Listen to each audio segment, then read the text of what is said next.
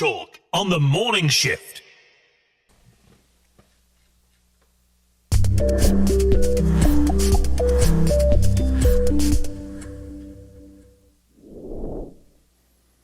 Good morning, everyone. Welcome to Sudbury News Talk on the morning shift. I'm AJ Walsh. Thanks for being with us. It's actually a pleasure to be here each and every morning to do this show. I was thinking about that, getting up. When you ask yourself every morning, why am I getting up? Because I'm sure we all do it. We all wake up and go, do I really want to get up? Okay, what am I doing today? All right, well, can I handle all these things that I'm going to face in the day? I guess I could. After your initial temptation to just hit snooze and go back to sleep. But anyways, this morning I was like, you know what? I actually love doing this each and every morning, even though it's a scramble, it's a mad dash for everything, including, just getting up and getting in the shower and getting changed. And it's pretty much a rush because everything's down to the wire because I try and get as much sleep as I possibly can. But anyways, and I know Billy, who's with us this morning, is probably relate in some ways. Yeah, well, you do a lot of stuff. I look at my schedule and I look at your schedule, and I think, no, I don't know if I could do that much stuff in a day. I don't know, Billy. Yeah. I think you can. Yeah. I do. And you've been doing a radio show, I think, every morning for, how many years has it been? 2017, a little bit of a hiatus during the pandemic, but since 2017 here on CKLU. Yeah, no, that's something. You know what? No, it's true. Now it's a little bit easier now. We do it from home, whereas before I lived in Coppercliff and had to drive in every morning for 8 o'clock. We start at 7:30 these days, but at the time it was 8 o'clock. Yeah, that's in the morning. Yeah, this is a bit easier here. Yeah, so at least it's in the building. I can just kind of come downstairs and get in the studio and get things going. I don't have to drive through snow, sleet, storms, tornadoes to get to the studio. But at the same time, I thought it was an interesting thing just getting up and driving in. What doesn't kill you. It's a little bit of meditation in the morning, I find, Yeah, definitely. You know what the show does too? It's kind of like you get to just express yourself first thing in the morning. You get to kind of just talk about things that are important and get your mojo going. I just think it's very kind of therapeutic in some ways. Yeah, it's got some level of that. Yeah, and it's a muscle you have to exercise first thing. The muscle right behind that thing, your forehead, and it is a thing. Exercising it first thing in the morning. But we're going to talk about CKLU in the news. It's not in the news every day, but Sudbury Star did an article on CKLU, the very station that we're on right now that you're listening to us if you're in your car on your way to work. So stay tuned for that. We'll try and cover that as early as possible. Campus and Community Station, been around since 1984, so I'm sure it's going to talk a little bit more about that in the article. Support it in any way, shape, form you can. Get on the website. You can listen to us on the radio. You can listen to us online at cklu.ca. If you have the if you have Firefox as a browser, you can listen to us on the Radio Player Canada app. If you download that. Good morning, Lise. Hope you're having a great morning. And thanks for joining us, everyone, on All Things CKLU. Also, Facebook Live, YouTube Live. I noticed we're getting a lot more viewers on our YouTube channel. Live. I guess, at first there were no... That's the way it goes. It was just me watching at first. Yeah. But now that's the way they all start, right? There's more people watching on YouTube. So thanks for watching on YouTube, all you YouTubers and Facebookers. Thank you very much. Facebook monitors, YouTube monitors. We noticed a little bit of stuff with our Facebook. I noticed something called shadow banning. Have you ever heard of that? Shadow banning?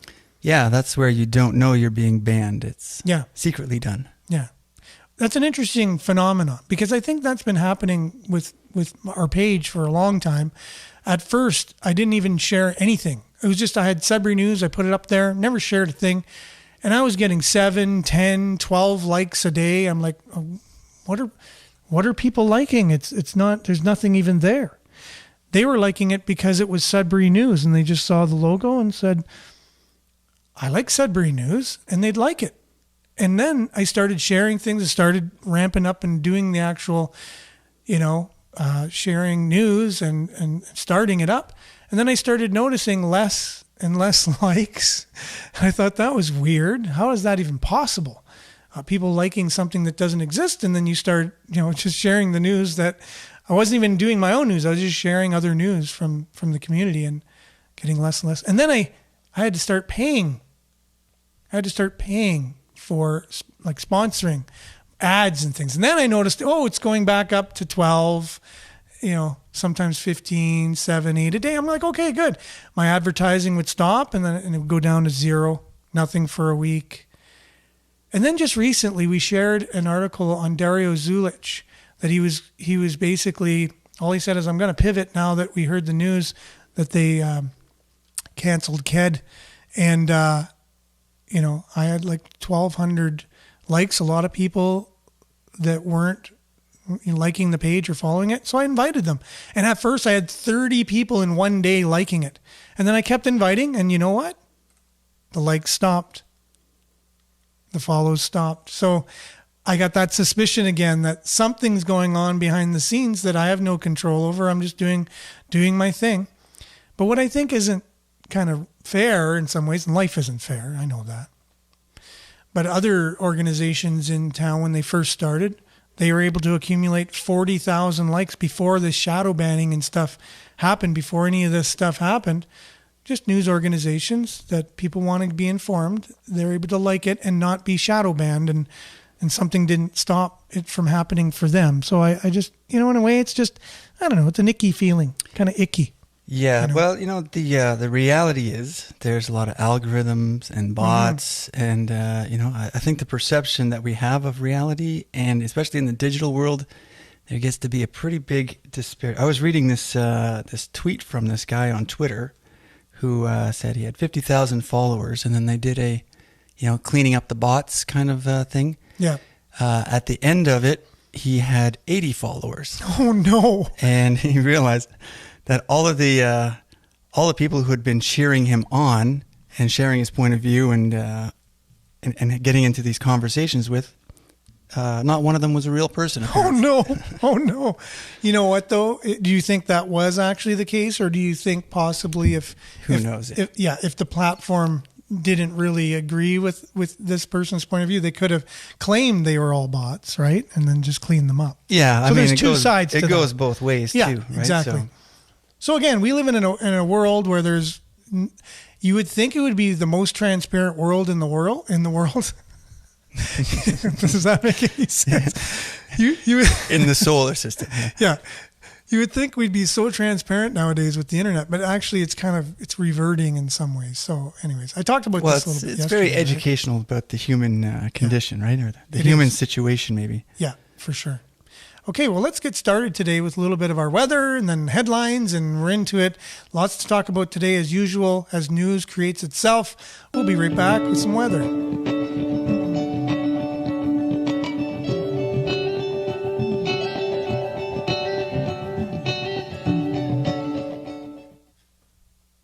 And as promised, our weather today is brought to you by Sudbury Weather, because that's who sponsors this segment.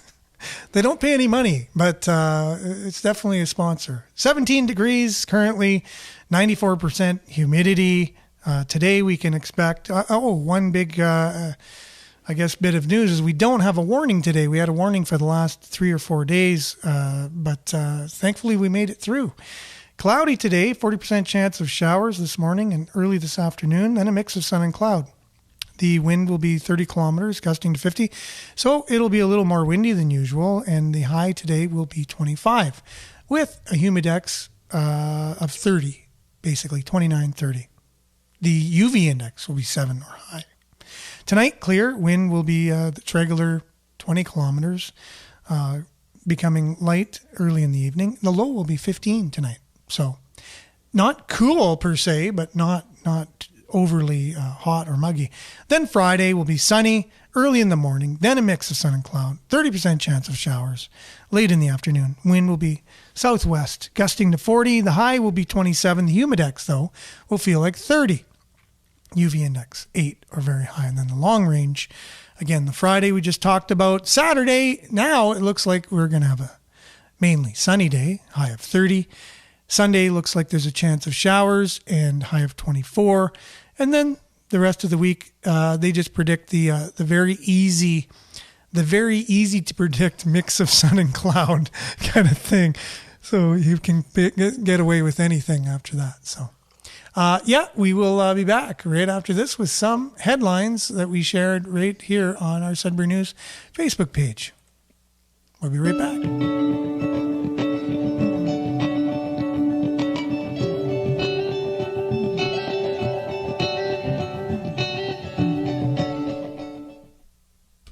So speaking of headlines and our Facebook page, here you go. And yes, thank you, Jerome. Good morning. The dynamic duo, Jerome says.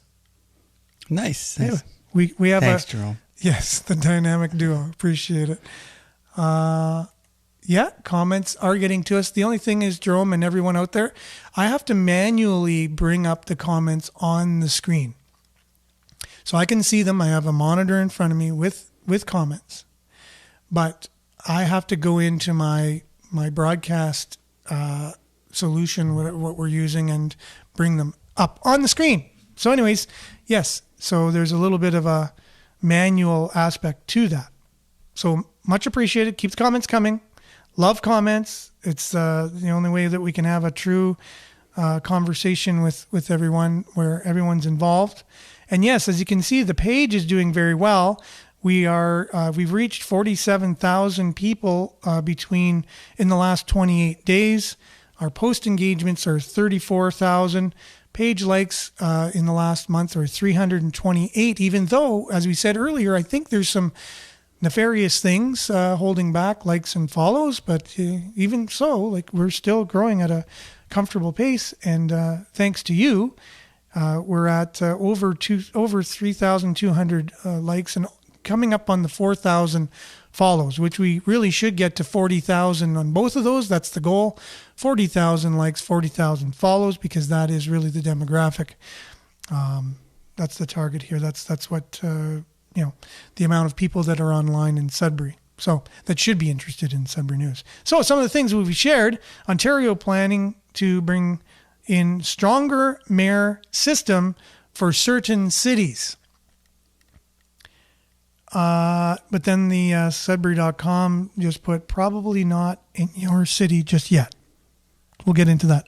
Yeah. I think Billy was reading that and really wanted to unpack it a little bit. So yeah, well, I like that story because that's part of the. I don't know how I feel about it, because we always sort of have that debate. Should we have more? Is this a concentration of power? And just yesterday we were talking about how so little gets done and how the mayor has really little power. So if you have a stalemate in something, it's not like the mayor's vision, who is, I've got to process this a little bit more. Obviously. Well, again, like you said, there's pros and cons, because I think they want to give the mayor a little bit more power. And that's something we complain about. Well, the mayor's not going to really make much of a difference anyways. He's just one vote, blah, blah, blah. So I guess this is their way to kind of counteract that sentiment. And then people can say, okay, the mayor does have more power than everyone else. Well, in our case, he makes a lot more money than all the councillors. I guess in society, you have to sort of balance. If you're getting too stagnated, you might have to shift the system so it does give people more power. We are using the extreme examples of something like China, which is, not democratic at all, where it's like you say, they can build a hospital in 8 days. Oh, yes. But they just, basically tell everybody who's living there to move. And that's right. There's no labor. I guess you can't go to the union and complain. All of these things they just don't have. However, you can make the argument that in here in Canada, it takes us 8 years to make a hospital. Mm-hmm. So that's also not right. So where's the happy, in between? That's really what we're looking at here. Can we have an in between also? I don't know. Well, by default, extreme? I think everything's kind of in between those. Yeah. Yeah. Yeah, Which you is have good, everything. because we don't want to have that No. level of power. No.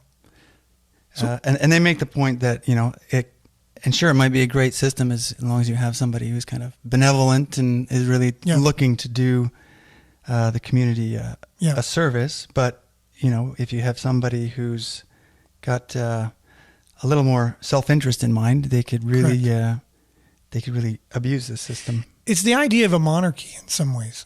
It moves in that direction. Yeah. So if you have a benevolent king, life is good, because here you have one person who could, just say, you know what, Billy needs the day off today. And that's done. Doesn't have to go get permission, doesn't have all these things to go through. The king says, Billy gets the day off today. He gets the day off today. Done. Now, if you have a non-benevolent king, well, Billy never gets a day off. And then it's done, regardless of whatever anyone might say, right? And that's just a frivolous example. That's the example I always use in my mind when I deliberate these systems. Days off. Anyway, so the next story that I don't know if you had a chance to look at that at all or not, but I thought it was interesting. Downtown Mary and Baby Jesus statue vandalized yet again. This is just the latest in a series of vandalizations to hit the downtown base St. Anne de Paix Roman Catholic Church. Right. That was the one that was big in the news a couple of years ago, right? Yeah, in downtown Sudbury. So, unfortunately, someone's going around beheading Mary and Baby Jesus and taking their hands off. If you're doing this, I'd like to know why, first of all. You tell them. Even though I'm not a big statue guy, I don't think statues, I guess they commemorate things and people, and they bring things to your remembrance, I guess, if you make statues. But doing that to defacing public property in general, even graffiti, to me is like, I see graffiti and I'm like, why? Like what? Like what childhood issues do you have that to make it you have to do that? What are you trying to express? Now, do I probably agree with the things you're protesting about by putting the graffiti on? Yeah, probably. I could probably totally hear where you're coming from and totally agree 100%. But I mean, to make our city kind of look grosser, I mean, the potholes do a good enough job on its own. I don't know. Maybe graffiti on potholes. That would be a good one. It'd be good because then you could see them better and That's navigate them. Make the pothole part of your graffiti, like make eyes out of them or open mouths and make graffiti on the ground. And as you're coming up to it and you're driving, you'll look down, you'll see the message, whatever the graffiti has to say, done. And it beautifies things. It makes the potholes part of our everyday life. Maybe that. But taking the heads off of little baby Jesus and Mary, I don't know. Just statue's still going to be there, and then a headless statue doesn't look as appealing to me. I don't know. What are your thoughts? Yeah, I think it might be kind of like a maturity, like a youth thing too. Like people do a lot more dumb things in their youth, and then as time goes on, yeah, possibly. Yeah, I think you're right. Lise says, "What about a hidden camera? Put it right in the eyeball of Mary, little hidden camera, and then the person coming up to chop off the head." That's right. That's the last tracking thing. Camera, so that the eyes move. Oh, even better. That's awesome. You can make that would really bring the statues to life too. And Jerome says, "Oh, there they are." Okay. Yes, exactly. You can kind of see the perpetrators coming up in real time. I'll live stream it. Yeah. You can also make them speak, like, take my head off and I got a lot of power. I could do a lot of things back to you, kind of thing.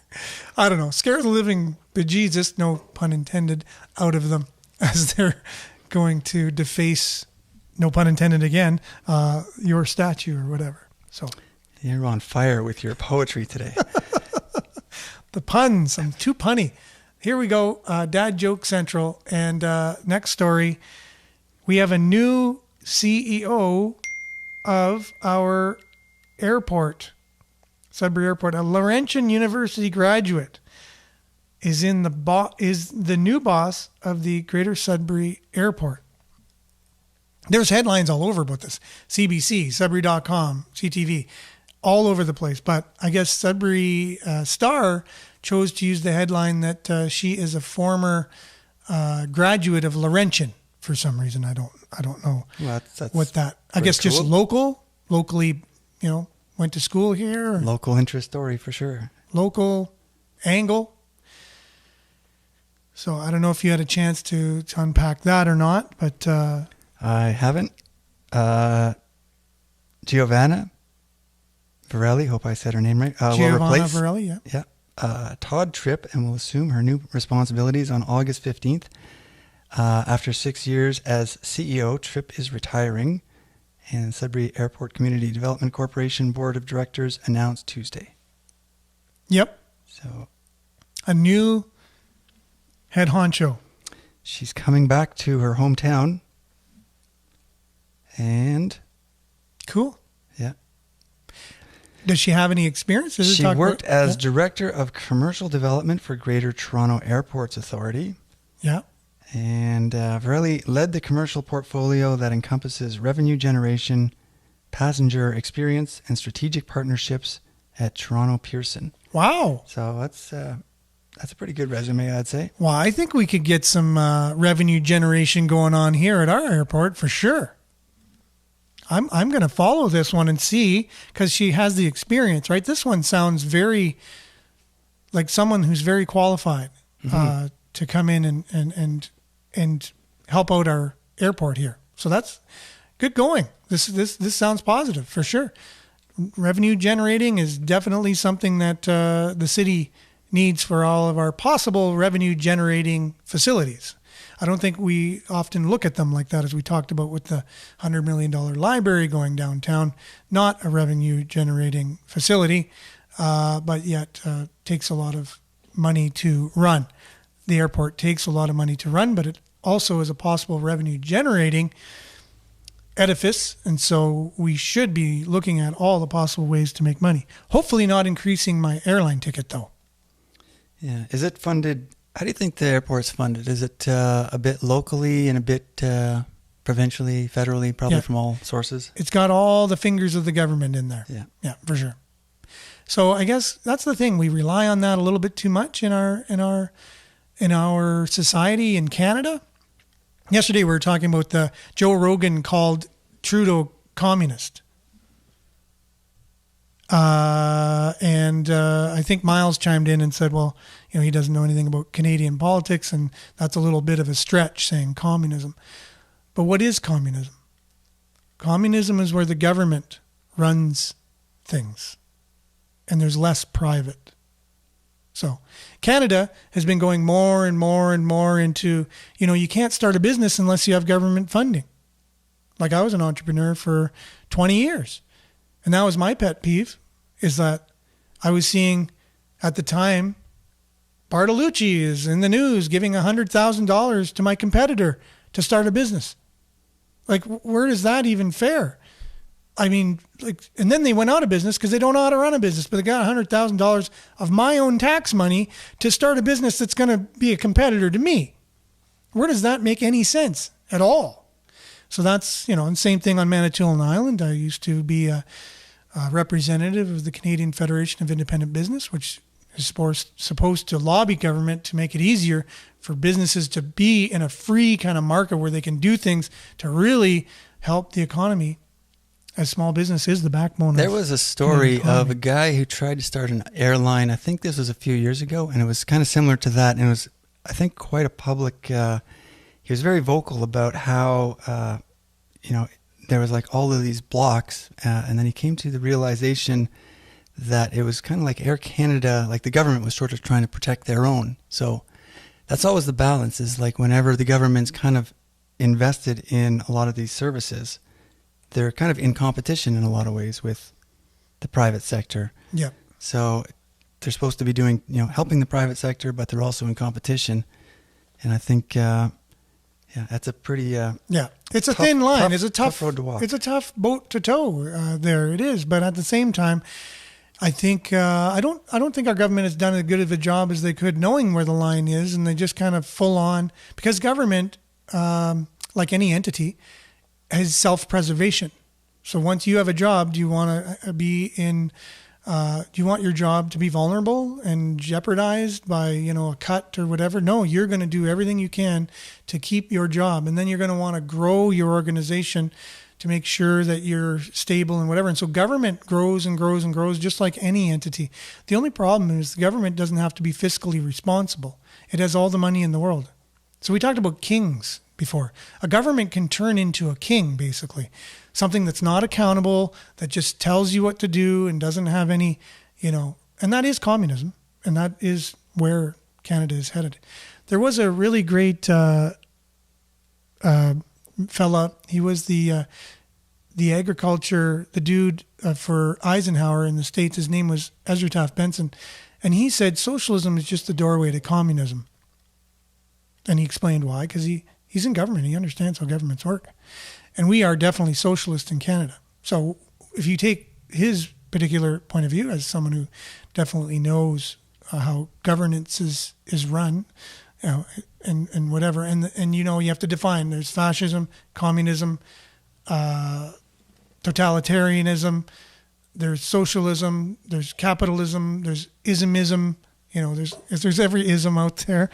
And there's definitions for them. And you if you study them, you can take remember back in the day you used to have overhead projectors and you had those acetate, is that what they call them? I think so, yeah. You can overlay them. Overlay them. So you take communism, you can overlay what you see in any country and say, oh, that's what that country is, Almost like different points on the slippery slope, some would argue. For sure. Which... Now, we digress in some ways. Though. We have digressed. Yeah, we've digressed actually quite a bit. Yeah. But we're very happy to have somebody who's at the airport now who's looking into, fiscal responsibility, revenue generation.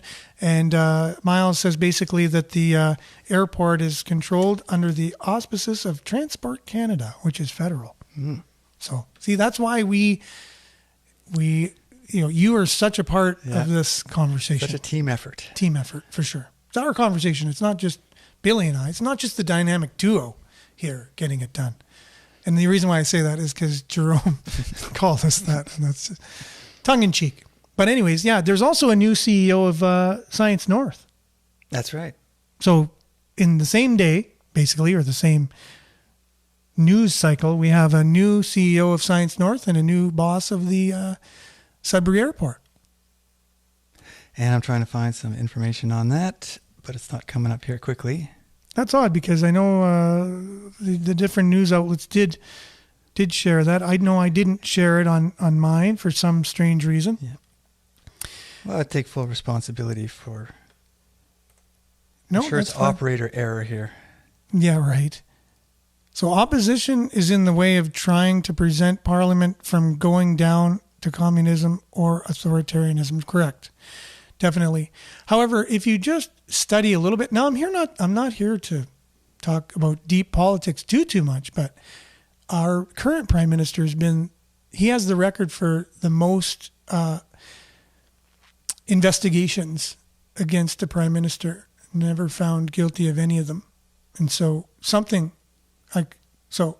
you try and keep someone accountable, but it kind of shows that maybe he has too much power, and what does that tell? So if one leader, we're talking about mayors, there's going to be a new push to have local representatives in mayors to have more power, but we obviously see signs that our current federal,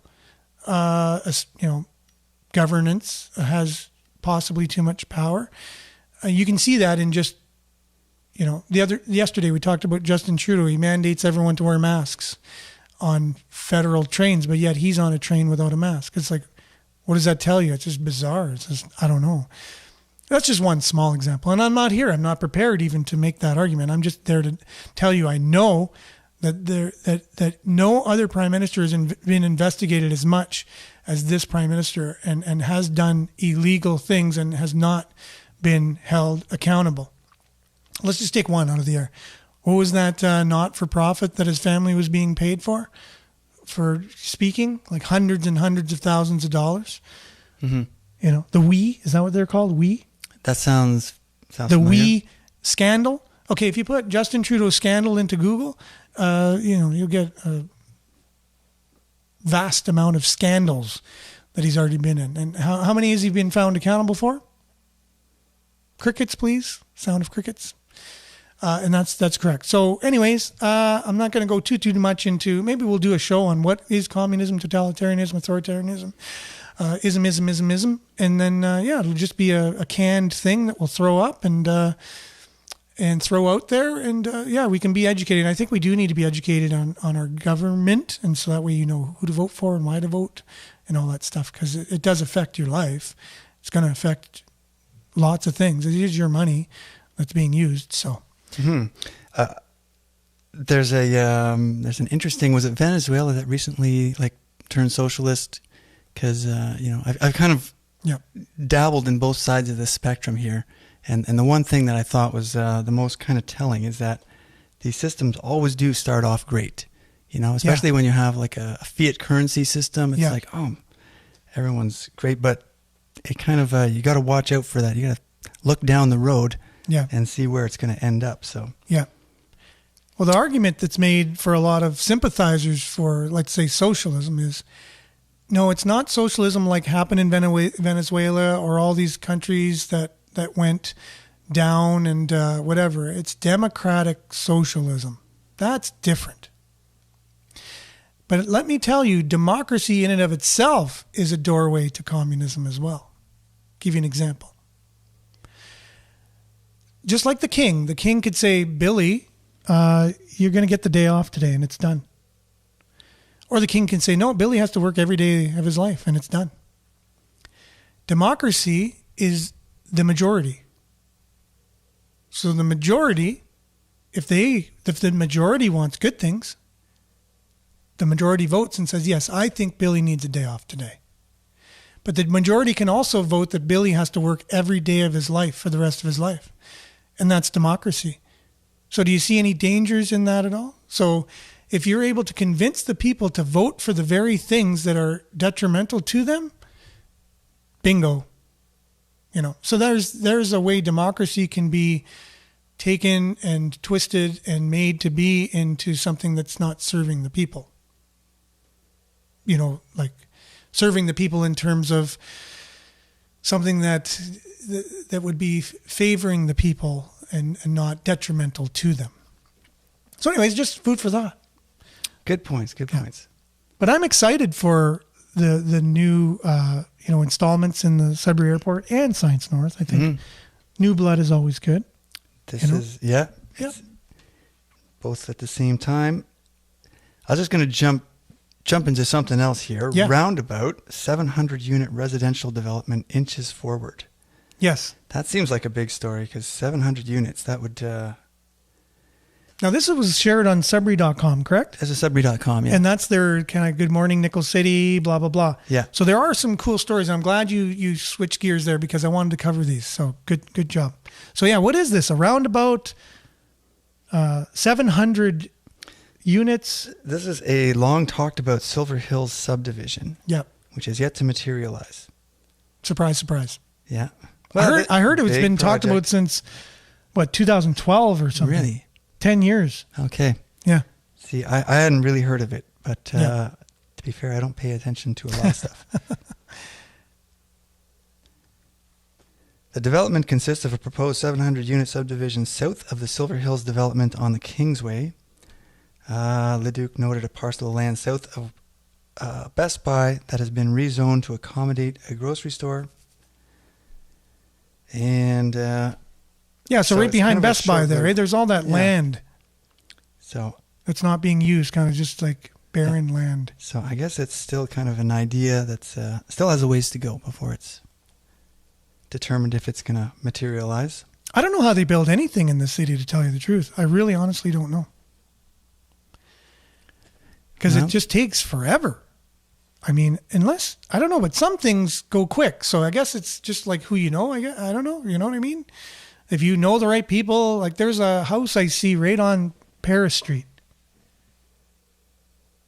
And it looks like it's an infraction for every single Sudbury bylaw that there is. It's too close to the street. It's too close to the water. There's no yard. It's made of some material that I don't even know any other house I've ever seen in my life. It's kind of like a metal house. But it was built, boom, there. Yeah, I don't know. Sometimes, sometimes there's all these little, what do you call them? What do you call it when something's grandfathered in? Not saying that this is grandfathered in, but there's little exceptions. Yeah. Yeah, exactly. There's sometimes exceptions. So anyways, yeah, long talked about. See? Silver Hills subdivision. And it's yet to materialize, which isn't a surprise for us. And Councillor of Ward 11, Bill LeDuc, told Sudbury.com this week, I think it's going to be a win-win for all residents of Sudbury, especially if we're going to go through a soft recession, as they call it. This is an opportunity to keep the economy going. Need to keep the economy going. That's going to spur a lot of development. Mm-hmm. New development. Yes, that's a common sense thing. That's a common sense thing. I don't know if this is like, Seems like Zach should be here to weigh on this. Oh, because I know. Economic development, how it works. Yeah. Yeah, he's definitely an authority on that. Reads all the books about it. City Council greenlit the new cost share agreement during the last week's Finance and Administration Committee meeting, updating the 2016 plan with fresh numbers and guidelines. The development consists of a proposed 700-unit subdivision south of the Silver Hills development on the Kingsway. And he noted that the land that you're talking about behind Best Buy will be rezoned to accommodate a grocery store. Yeah, because if you've got more people living there, they need groceries. So one thing we don't see a lot of, you ever drive into Toronto and you get the Vaughan Mills now and all that? Remember that never used to be there? Mm-hmm. Remember Canada's Wonderland was kind of like out in the boonies when we were young? Yeah. And now it's all developed. Like it, love it, or leave it. It is what it is. But do you see how they develop? Do you see the planning that goes into it? They have huge subdivisions they put in, but then also with the huge subdivisions is a commercial aspect. They have a grocery store, restaurants, a pharmacy. Like they know what goes into. So many people need these essentials. Yeah. And again, I think we're just not so used to that kind of urban sprawl or whatever. Like they got it down to a science down there. It's down to a science. And again, it might be that sort of, they have more central planning. So it's like, we need this and this. Here it might be a little bit more random free market. So if somebody wants to fill in the gap, they fill in the gap. If they don't fill in the gap, well, there's a gap open for somebody. Yep. See here, it says the development, which received its initial planning committee approval in 2012, will require an extension of the Silver Hills Drive southward to Barry Bancroft Road to serve as a collector road. So this is a roundabout they're talking about putting in? Is that what it is? So that way when future development is there, it's going to help with the traffic? It says roundabout. I don't know what I'm not too sure. Yeah, I'm not too sure what the roundabout... It seems kind of inconsequential, but I do like them. I love roundabouts. Yeah. I'm glad they came to her. I wasn't sure about them at first when we first got them. Just takes everybody a while to get the flow of it. Exactly. Yeah. So, do you see the other story here? Yesterday marked the 86th anniversary of Sudbury officer's murder. I saw that. Wasn't too familiar with it. July 20th marked the 86th anniversary of the murder of Sudbury police officer Sergeant Frederick Davidson. In 2020, the bridge over Wannett Pit Road was named in his honor. Okay. I guess they had a ceremony yesterday. July 11th, 1937, Davidson, a Welsh immigrant with no family in the city, was conducting a fairly routine check on a pair of men who were switching a license plate off of a vehicle on the street. When Davidson approached the men, one pulled a gun. Davidson, 36, was shot twice in the head and 4 times in the back. But amazingly, he didn't succumb immediately to his injuries. He lived for 9 more days. Wow. That would take a lot. Dying on July 20th, 1937. Long enough to identify his attackers from photographs, one of the men, Vincent Gray, was killed in a shootout with police when officers caught up to the fleeing men near Spanish River Railway Bridge. The other man was wounded. After his murder conviction, he was hanged in Sudbury on January 22nd, 1938. Over the past 133 years, 7 Sudbury police officers have died in the line of duty. Wow. Yes. So, interesting story and interesting to commemorate that. And I did not know the number of police officers that have died in the city, but I'm kind of surprised at that. You don't think of Sudbury as being this dangerous place where people are getting shot and killed, but it has happened. And you also don't think of people being hanged in the city. Yeah. What was the last public, or it wasn't public hanging, but hanging? I think they did it up to the 50s, maybe? I think 40s? they did. You're right. It could have went right up to the 50s. You know, I used to get my hair cut. And by the way, I did get a haircut yesterday for just to let everyone know this is not, I'm not a clone or there's not a fill-in, stand-in for me today. I did get a haircut thanks to Jeff in Chelmsford. Thank you very much. You did a wonderful job. But Pat, who was my long-standing barber in Coppercliff, was in the old police station. That's where he had his shop. Cool. And he told me stories about, the Sudbury jail. That used to be the Sudbury jail. And downstairs is where they did the hangings. And it just made me go, whoa, that just sounds a bit creepy. Do you want me to give you a tour? No, I'm good. I'm fine. And it doesn't look the way that it used to look anymore. He kind of renovated a lot. Yeah. Yeah, it's just not a very nice image to No. But yeah, we really. used to do hanging here in Sudbury, executions. It was a different time. Yeah. But again, that was the law. It was capital punishment. And we did have it in Canada. We did have it in Sudbury. And it was done in Coppercliff. And Coppercliff was actually the core of Sudbury for some time. Yes. I guess. I'm a Coppercliff guy. My father-in-law is a Coppercliff guy. They just had the Coppercliff reunion. And he went to that, Coppercliff High, and loved the town. It's the best kept secret of Sudbury. But it used to have an arena that rivaled the Sudbury Arena, same size and everything there, and built in the same era. Really? Coppercliff was thriving, man. Like up until the 50s. Wow. They just tore the thing down. And that was it. So, yeah, Coppercliff has a really cool history.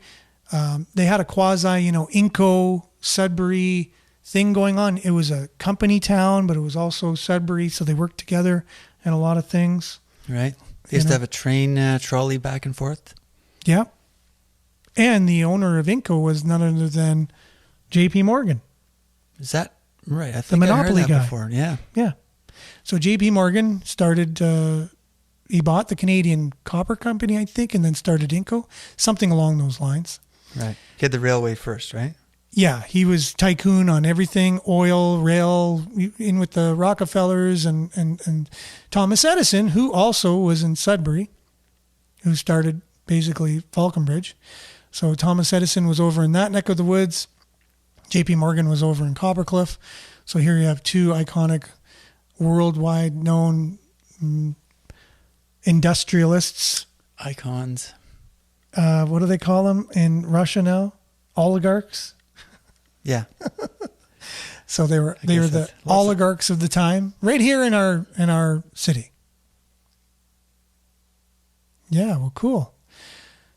Yeah, growing up in Coppercliff, Lee's awesome. I didn't grow up there. I lived there as an adult, but I know my father-in-law did, and there's a lot of really cool. It was really multicultural back in the day too. They had, and they still do have, Little Italy. So there was Italians, Finns, Polish people, you name it. Everyone had their little section. They all had their own stores with their own food there. It was just thriving, and what a rich kind of, multicultural place.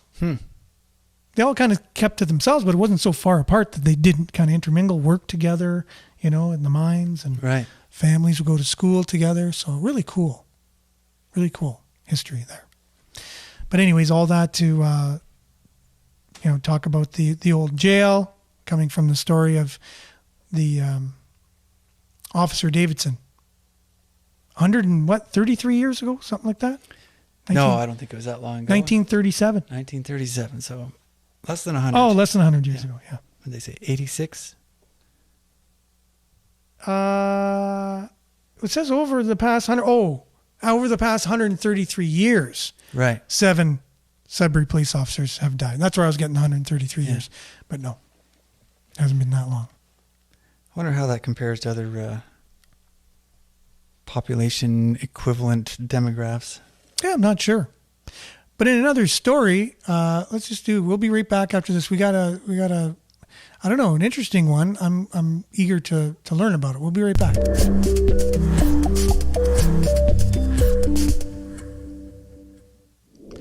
So, Sudbury Star shared a story here. We shared on our Facebook page. Sudbury neurosurgeon closes practice following investigation. Just looking into that now. Yeah. A Sudbury neurosurgeon has closed his practice following a June investigation by the college's physicians and surgeons into his professional conduct and competency. We talked about a teacher yesterday who was basically, on suspension for, those teachers that, manhandle you and just say things to you. Like, I had a teacher one time says, you should be in the underwater bricklaying class. You're so dumb. Stuff like that. And everyone would laugh. It was funny. Yeah. But, that's kind of abusive to that person that's being singled out, right? Yeah. So, the teacher was lost. So today we have a neurosurgeon, Dr. Ross Mantle. Have you been able to glean any information out of it yet? No. Let's see. In order to address the college's concerns, he's ceasing performance of a procedure. And that is, electromyography is a diagnostic produced which assesses the health of a muscle and motor neurons. Not easy to read on live streaming and Yeah. live radio. I know. The nerve cells that control them. So it sounds like he's doing something that the college of whatever it is That he's under as a neurosurgeon. Yeah. Yeah. So unfortunately, It said he started his practice in 2005, and he got his CPSO registration suspended by the college June 16th in response to concerns that, quote, engaged in a professional misconduct and/or was incompetent in his performance and reporting of electromyography studies. Can't even believe I got that right.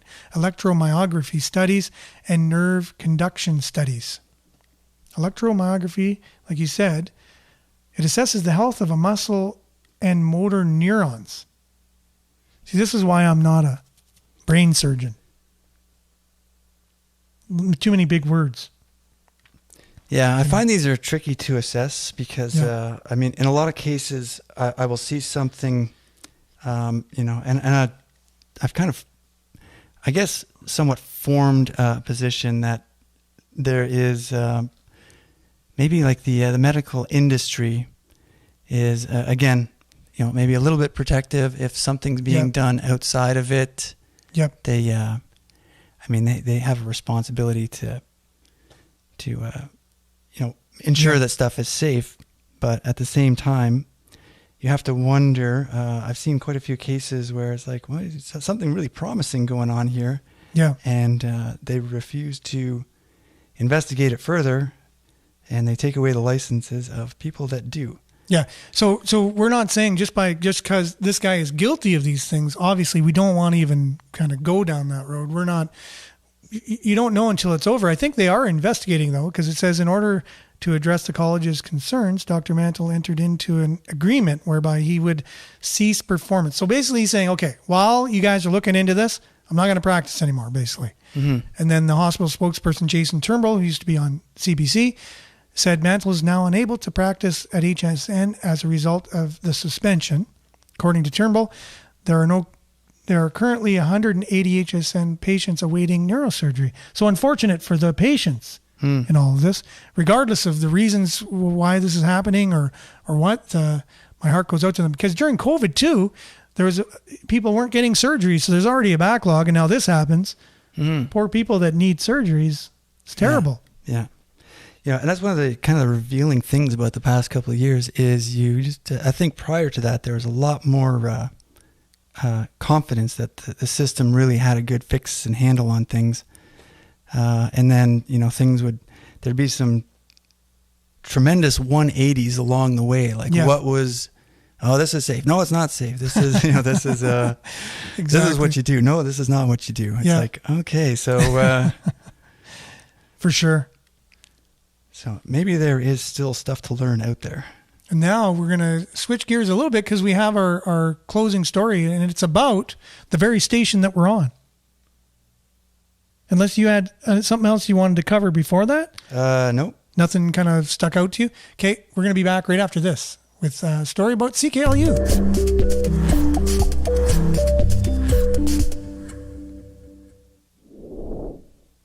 Here you go. So the Sudbury Star headline reads, and I'll just share the screen with all y'all so you can kind of see what we're looking at here.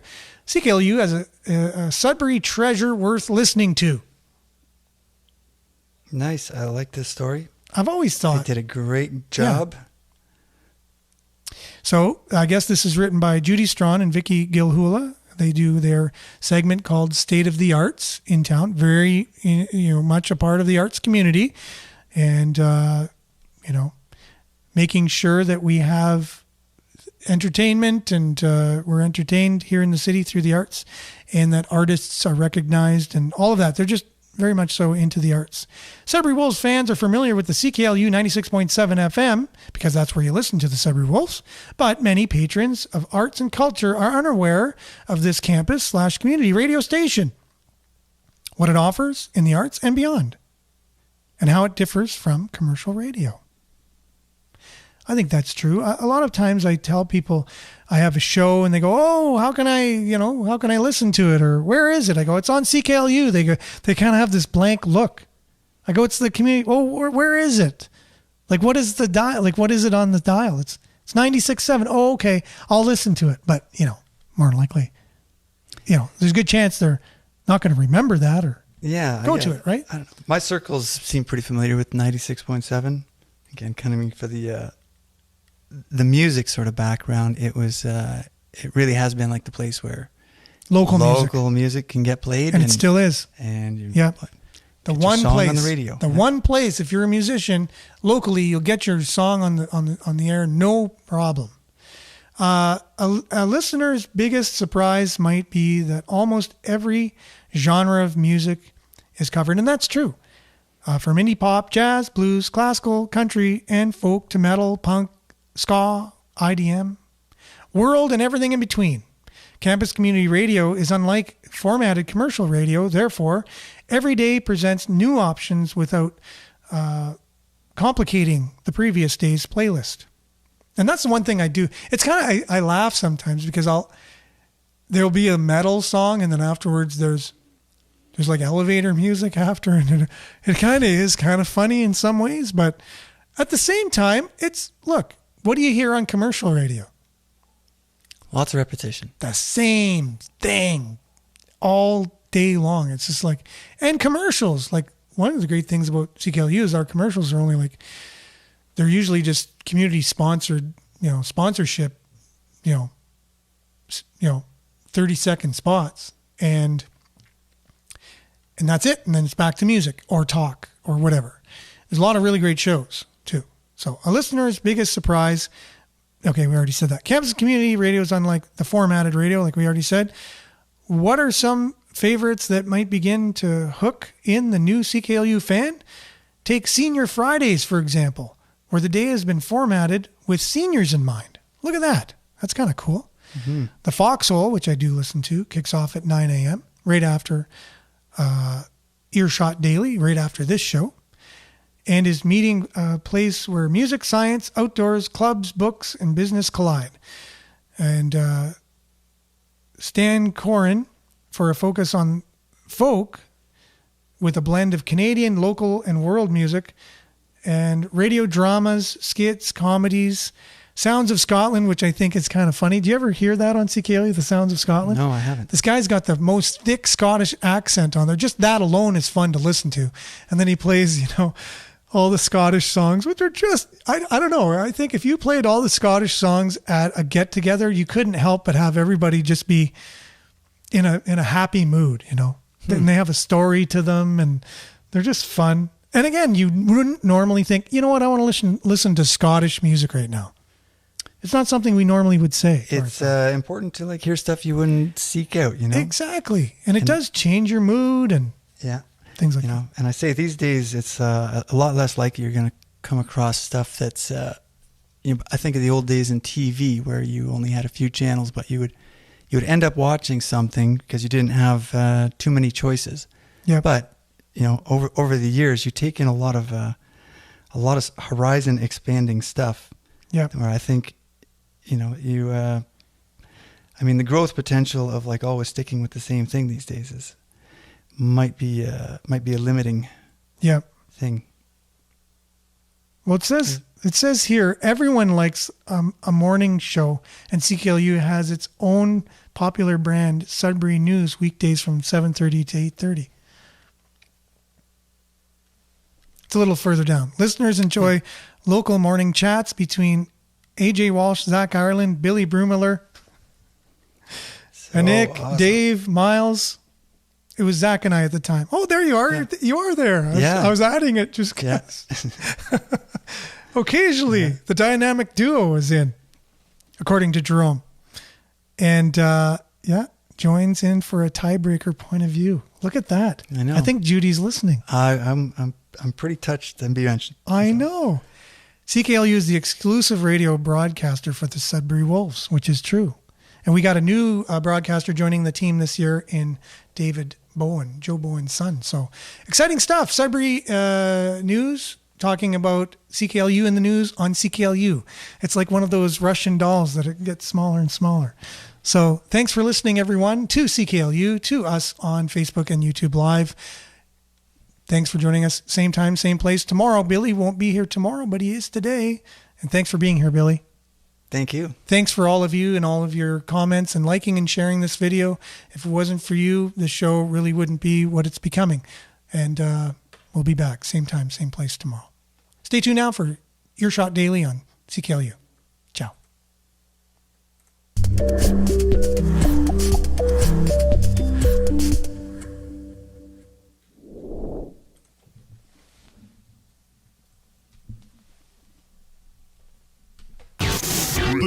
This is Sudbury News Talk on the morning shift.